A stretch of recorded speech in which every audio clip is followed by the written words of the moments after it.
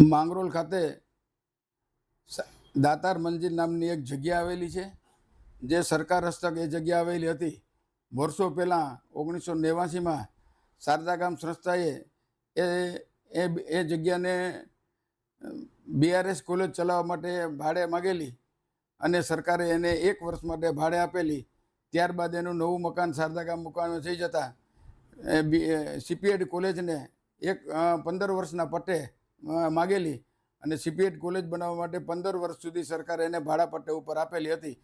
એ પછી ભાડા પટ્ટો પૂરો થયો અને CPED કોલેજ પણ બંધ થઈ ગઈ. એ બધી જગ્યા સરકારને સોંપી દીધી.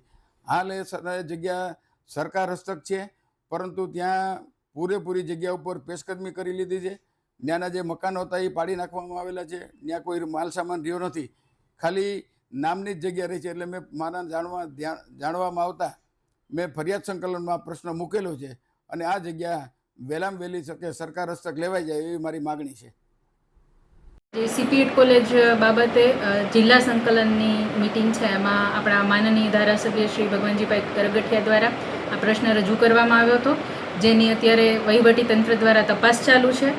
જે પણ વ્યક્તિઓએ દબાણ કર્યા છે એની પૂરતી તપાસ કરી, એમને નોટિસો આપી, કાયદેસરની કાર્યવાહી કરી અને આંતર વિભાગનું સંકલન કરી આ અન્વયે કડક કાર્યવાહી કરવામાં આવશે અને જે પણ સંબંધિતો હશે એમની પાસેથી આ દબાણ દૂર કરવામાં આવશે.